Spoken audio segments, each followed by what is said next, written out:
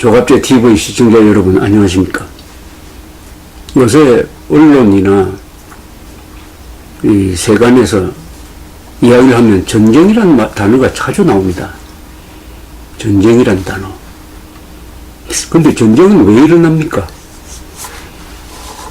전쟁도 여러 종류가 있는데 한국전쟁, 6.25 남침은 김일성의 오판에 의해서 일어났습니다. 김일성이가 1950년 초에 에치선 국무장관의 연설을 듣고는 남침에도 미국이 개입 안 하겠다 이렇게 판단했습니다. 스탈린은 또 다른 생각을 갖고 있었습니다. 남침 전쟁을 하면은 중국이 말려들 것이다. 중국이 말려들면은 무기를 소련만 떼줄 수 있기 때문에 우리한테 종속될 것이다. 그리고 중국이 미국과 싸우면은, 한반도에 싸우면은 서로 두 세력을 원수로 만들어서 이간질시킬 수 있다. 냉전 전략으로서 김일성의 남침 요구를 받아줘가지고 허가를 해줬습니다. 모택동은 이왕 미국과 대결을 하려면 한반도에서 대결해야 된다. 이 통일을 해가지고 압록강, 투만강에 미국이 주둔하는 것은 절대 받아들일 수 없다. 일종의 선제적 개념으로 예방전쟁 차원에서 개입을 했습니다. 그러니까 각각 계산이 달랐습니다. 김일성만 바보가 됐습니다. 김일성은 적화, 통일을 꿈꿨는데 스탈린의 목적은 김일성을 그냥 심부름꾼으로 이용해가지고 미국과 중국을 이간질시키는데 서먹기로 해가 미끼로 던져버렸습니다. 또 다른 전쟁이 있습니다. 임진왜란이죠. 임진왜란은 완전히 이거는 도요토미 히데요시의 과대망상에 의해서 일어났습니다. 도요토미 히데요시는 천하를 통일한 다음에 간이 부어가지고 이 동아시아에서 패권자가 되려고 했습니다. 명나라를 쳐들어가는 길을 빌린다는 차원에서 우선 한국을 치고 한국이 길을 열어주면 명나라로 쳐들어가서 당대 유럽의 패자가 되어 있었던 펠리페 2세와 맞먹는 사람이 되겠다는 과대망상을 가졌습니다. 아무리 말릴 사람이 없었습니다. 그 군사적 천재인 도요토미 히데요시의 기에 눌려가지고 도쿠가와에 의해서도 말리지를 못했습니다. 한 인간의 오판에 의해서 임진왜란이라는 참화가 일어났습니다. 전쟁은 일어나는 모습이 가지각색입니다. 제일 전쟁이 왜 일어났느냐 하는 연구를 가장 많이 한 전쟁이 하나 있습니다. 그게 1차 세계대전입니다. 1차 세계대전은 전쟁을 원하지 않는 나라가 이상하게 엮여서 전쟁에 휘말려든 경우입니다. 그러니까 연구의 대상이에요. 이 1차 세계대전의 발발 과정을 살펴보면은 이게 순간적인 오판과 오산이 어떻게 되느냐, 또 동맹관계가 잘못되면 어떻게 되느냐 하는 것을 잘 알 수가 있습니다. 그래서 학자들이 연구를 많이 합니다. 이 1차 세계대전은 언제 일어났느냐 하면 1914년에 일어났습니다. 그 발단은 6월 28일 날 오스트리아 헝가리 제국의 황태자 페르디난도와 부인 소피아가 지금 보스니아죠. 보스니아 수도 사라예보를 방문했습니다. 방문했을 때 이웃한 세르비아의 암살단이 잠복해 있다가 황태자 부부를 암살했습니다. 세르비아입니다. 그런데 이 세르비아는 슬라브 민족이고 러시아의 보호를 받고 있었습니다. 오스트리아는 오히려 잘 됐다고 생각했습니다. 이 기회에 러시아의 동맹국인 세르비아를 이 기회에 정리를 해야 되겠다. 이렇게 생각을 하고 세르비아에 대해서 주권을 침해할 정도의 무리한 요구를 합니다. 이 사후 수습 과정에서 이 세르비아는 사실은 오스트리아의 그런 무리한 요구를 거의 다 받아줘 버립니다. 그럼에도 불구하고 그걸 무시하고 세르비아는 7월 28일 날 황태자가 암살된 한 달 뒤에 세르비아에 선전포고를 합니다. 선전포고하면 바로 전쟁으로 들어가야 될 텐데 준비 부족으로 8월 12일까지는 전투가 없었어요. 서둘러 한 겁니다. 문제는 이 서둘러 한 오스트리아의 선전포고가 유럽 전체를 전쟁으로 끌고 들어가는 겁니다. 이때 오스트리아와 동맹을 맺은 나라가 독일이었습니다. 독일 제국, 윌헬름 2세의 황제, 카이즈라고 그러죠. 윌헬름 2세가 다스리던 이 독일 제국은 오스트리아가 세르비아에 선전포고하는 등등 이런 모험적인 정책을 펼 경우에 에도 적극적으로 우리가 지원하겠다. 약속을 해버렸습니다. 미리. 일종의 백지수표를 발행한 거예요. 오스트리아는 이런 독일의 적극적인 뒷받침 약속을 믿고 세르비아한테 선전포고를 했습니다. 자, 세르비아에 선전포고를 하니까 세르비아를 보호하는 후견국이 바로 러시아입니다. 러시아가 가만히 있을 수가 없죠. 자기 동생뻘인 세르비아가 오스트리아한테 당한 걸 그냥 내버려 둔다면 러시아는 뭐가 되겠습니까? 또 그때 러시아는 그 10년 전에 일본과 싸워서 러일 전쟁에서 졌습니다. 국제사회에서 완전히 이 권위가 실추됐는데 이번에 또 당한다? 참을 수 없죠. 그래서 러시아 황제 니콜라스 2세는 세르비아를 보호하기 위해서 오스트리아가 선전포고한 데 대해서 동원령을 내렸습니다. 동원령. 이 전쟁이라는 것은 반드시 동원령이라는 절차를 밟게 됩니다. 그러니까 예비군까지 총동원해야 전쟁이 가능하니까 동원령을 발동하면은 이것은 전쟁으로 간다는 예고에 해당하는 겁니다.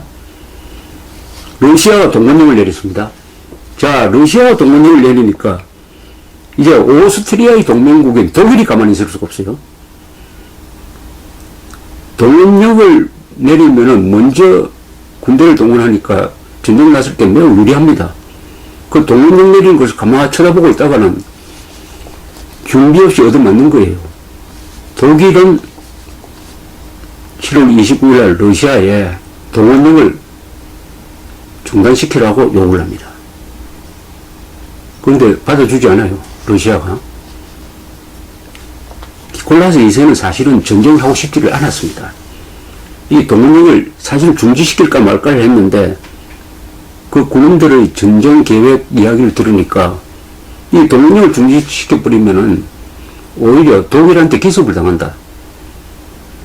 그 전쟁 계획에 굉장한 차질이 예상된다. 이거 동원령을 중지시켰다가는 전쟁도 안 될 뿐만 아니라 군인들의, 장군들의 반발이 있을 것 같단 말이에요.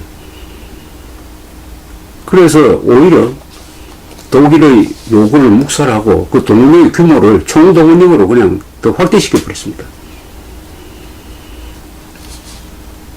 7월 31일입니다. 1914년 7월 31일 독일은 재차 러시아에 대해서 총동원령을 중단시키라고 요구를 합니다. 러시아가 거절하자 8월 2일 이틀 뒤에 러시아에 대해서 독일이 승인보고를 합니다. 그러면 이 러시아와 동맹관계에 있었던 나라가 하나 있습니다. 바로 프랑스죠. 프랑스는 독일이 러시아를 쳐들어가면 프랑스가 독일을 칠 것이다 예상을 하고는 미리 8월 1일 프랑스에 대해서 중립을 지킬 것을 요구합니다. 중립 지켜달라. 이러니까 프랑스는 거기에 대해서 답을 하지 않고 우리는 국익에 따라서 행동하겠다. 이렇게만 이야기하는 거예요. 그럼 독일은 이제는 물란수를 칠 수밖에 없다 하는 결심에 도달합니다. 왜냐? 독일이 이런 사태를 예상하고 세워놓은 전쟁 계획이 있어서 그게 슐리펜이라는 사람이 총참모장하던 슐리펜이 만든 계획이라 그래가지고 슐리펜 플랜이라 불렸습니다. 독일의 전략은 이거였습니다. 만약 전쟁이 일어나면은 먼저 불란서를 쳐야 된다. 불란서를 먼저 쳐야 된다. 불란서를 치는데 병력을 집중시킨다. 그 다음에 불란서군의 항복을 받은 다음에 그 군대를 러시아 전선으로 옮겨가지고 러시아를 친다. 먼저 불란서를 치는 겁니다. 주력군을 불란서에 배치하는 것이었습니다. 이걸 슐펜 계획이라고 합니다. 그런데 이 전쟁 계획에는 당시에 중립국인 벨기에를 침공하는 계획이 들어있었어요. 이 슐펜 계획을 집행하려면은 오른쪽에 대병력을 집중시켜서 그 오른쪽에 있는 우익군이 벨기에를 우회해가지고 불란서를 친다. 벨기에를 반드시 치게 되어 있었습니다. 벨기에는 그런데 중립국이에요. 중립국을 치면 안 되죠. 드디어 독일은 8월 3일에 불란서에 성공포를 하고 이 슐펜 계획을 발동시켜가지고 벨기에를 침공을 했습니다. 이 오스트리아 황태자 암살 사건과는 아무 관련이 없는 불란서와 벨기에가 전쟁에 끌려 들어간 겁니다.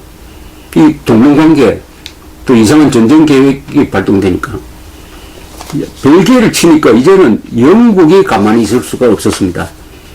영국은 벨기에의 중립을 보장하는 것을 큰 외교정책의 중심으로 생각하고 있었습니다. 그런데 그 벨기에의 중립을 무시하고 독일이 쳐들어오니까 영국은 독일의 공격 중단을 명령합니다. 거절당하니까 다음날 독일에 선전포고를 했습니다. 즉 영국, 세르비아에서 일어난 일이 영국을 전쟁으로 끌어들였습니다. 독일은 벨기에를 침공하면 영국이 개입할 것이다 하는 것을 예상하지 못했다고 합니다. 이게 김일성이가 남침하면 미국이 개입할 것이라고 예상 못했던 것처럼 이런 예상 못한 모험은 전쟁을 어마어마하게 확대시키는, 연쇄적으로 확대시키게 되는 것입니다. 이렇게 해서 유럽 전쟁이라고 불리는, 구라파 전쟁이라고 불리는 1차 세계대전이 순식간에 7월 말에 한 일주일 사이에 중요한 나라가 다 전쟁으로 끌려 들어가고 말았는데 그 전쟁을 원하는 나라는 딱 하나였습니다. 오스트리아밖에 없었어요.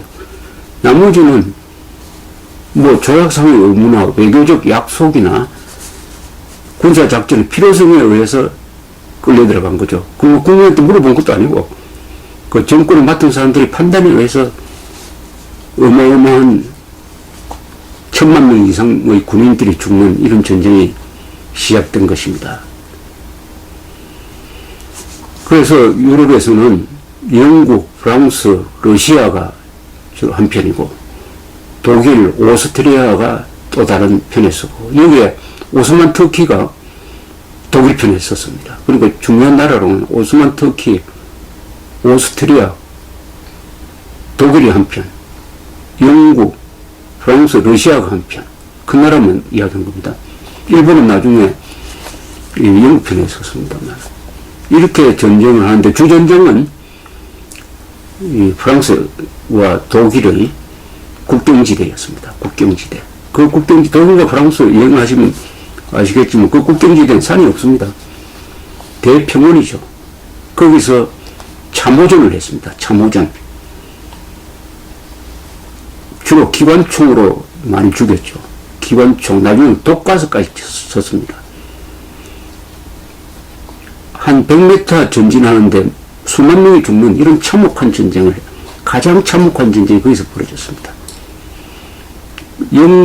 독일과 프랑스가 싸운 전투 중에서 가장 사상자가 많은 데가 베르당 요새 전투인데, 이 베르당이라는 자그마한 야산이 있는 마을입니다. 거기에 한 12년 전에 저도 가봤습니다만, 그 야산을 놓고 양쪽 군대가 6개월간 격돌을 했는데 40만 명 이상이 전사했습니다. 40만 명. 그때 죽은 사람들의 상반간의 뼈를 모아가지고 기념관을 만들었는데 그 기념관의 1층은 전부 다 사람 뼈인데 15만 명분의 뼈가 모여 있습니다. 이런 참혹한 전쟁이 1차 세계대전에 일어났는데 시작은 다 서로 오산하고 오판하고 해서 일어났습니다. 드디어 1917년에 미국이 참전하게 됩니다.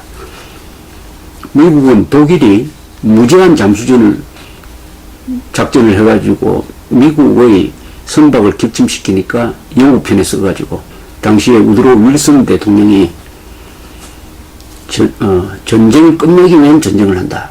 아주 그분 이상주의자입니다만 참전을 함으로써 전세가 연합군에 유리해졌습니다.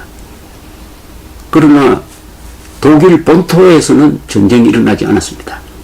그러니까 독일 본토로 연합군이 쳐들어가기 전에 독일에서 좀 반란도 일어나고 해가지고 독일 국가 지도부가 그냥 항복을 해버렸습니다.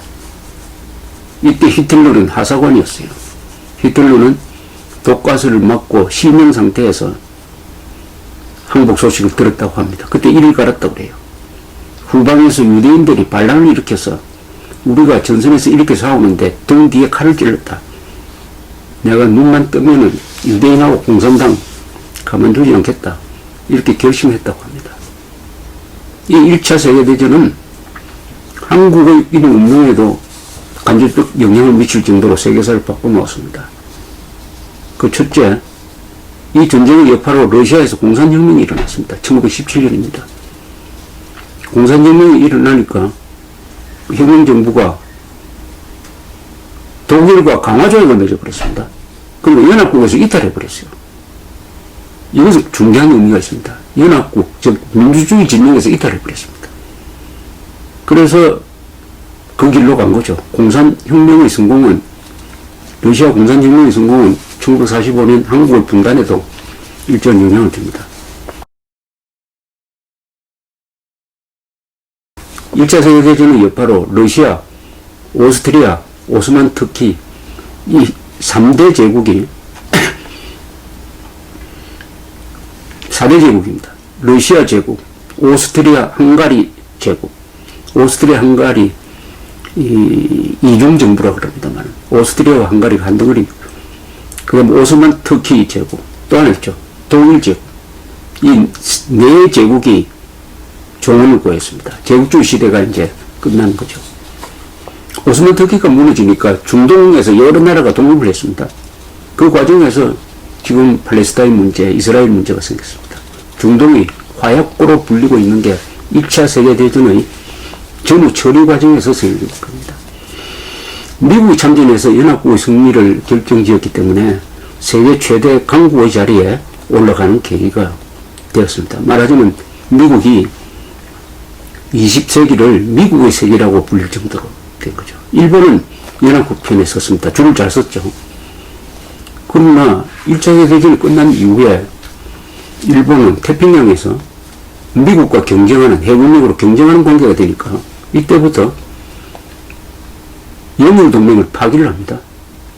러일전쟁 때 이긴 거는 영일동맹의 뒷받침이 있었는데 파기를 하고 만주, 중국을 쳐들어가는 뒤늦게 제국주의 노선을 밟다가 태평양 전쟁을 일으키고 거기에 한국 해방의 길로 가는 거죠. 이렇게 쭉 본다면은 1차 세계대전의 이 교훈이 있습니다. 첫째 교훈은 독일의 등장입니다. 독일이 1870년, 71년에 보불전쟁에서 승리함으로써 유럽의 패권국가가 되었습니다. 그러니까 영국이 독일을 견제하는 여러 가지 전략을 쓰면서 기존 외교 질서가 흔들리지 않도록 하려고 하고 그 질서를 부수려고 하는 독일. 어떤 나라가 갑자기 힘이 세워지고 특히 해군력을 증강하면은 국제 질서에 큰 문제가 생긴다. 이것은 지금 동아시아에서 비슷한 현상이 일어나고 있습니다. 중국입니다. 중국이 1차 세계대전 직전의 독일 역할을 하는 게 아니냐 해가지고 이렇게 지켜보는 사람들이 있습니다. 그리고 1차 세계대전의 경우는 이 이긴 쪽에서 1차 세계대전 이긴 쪽에서 진 쪽에 대해서 너무 가혹하게 되었던 겁니다. 즉 독일에 대해서 특히 프랑스가 앞장서가지고 프랑스는 보불전쟁 때 진 복수를 한다는 뜻도 있었겠지만은 또 가장 큰 사상자가 나왔죠. 젊은이 20대 중에서 한 150만 명이 죽었다고 합니다. 죽었으면 한 세대가 그냥 간 거예요. 20대의 한 40%가 전쟁에서 죽었다고 합니다. 그러니까 프랑스는 독일에 대해서 전쟁 배상금을 막 매기고 알사스 로렌 지방을 찾아가고 하는 과정에서 독일 사람들한테 원한을 심게 되었다. 요걸 이용해서 등장한 것이 히틀러다. 그래서 2차 세계대전이 끝난 다음에는 오히려 독일 이 전범 국가에 대한 대우가 가호하지 않았습니다. 오히려 마셜 플랜을 미국이 마련해가지고 그 패전국을 도와주고 나중에 나토에 가입시켜주고 해서 이 복수가 원한을 부르는 그런 걸 막은 면이 있는 것입니다. 오늘 전쟁 이야기가 많이 나오는 이런 상황에서 1차 세계대전의 교훈이 한반도에서 어떤 교훈을, 어떤 시사점을 줄까요? 그것은 남북 간의 이 대치 상황에서 돌발 사건, 황태자 암살 사건과 같은, 또는 북한에서 김정일 암살 미수 사건, 또 북한 어떤 군의 반란 사건, 또는 백령도를 포격한다든지 백령도를 빼앗기 위해서 쳐들어온다든지 하는 사건 등등, 또는 오전 중에 김정은의 전략군에서 발표한 대로 괌 주변으로 그냥 미사일을 쏜다든지 해가지고 미국을 때리는 쇼를 하다가 이게 쇼가 아니라 전쟁으로 확대된다든지 하는 이런 가능성이 한반도에서 잠재되어 있다는 사실입니다. 이게 살얼음판을 걷는 것과 마찬가지입니다. 한국은. 이런 순간에는 한국인들이 다 정신 바짝 차리고 있어야 됩니다. 정신 바짝 차리고 정부를 중심으로, 국군을 중심으로, 국정원을 중심으로 바짝 차리고 있어야 되는데, 지금 이 순간에 문재인 정부는 과연 어느 쪽에 신경을 쓰고 있느냐, 어느 쪽에 신경을 쓰고 있느냐, 운동권적인 그런 행태를 정권을 잡고 나서도 계속 한다면은 이거는 세계 정세와는 너무나 동떨어진, 한국이 처한 위기 상황과는 너무나 동떨어진 짓을 하게 되고, 이게 오히려 전쟁의 참화를 부르는 쪽으로 이어질 수도 있다. 이런 교훈을 준다고 생각을 합니다. 감사합니다.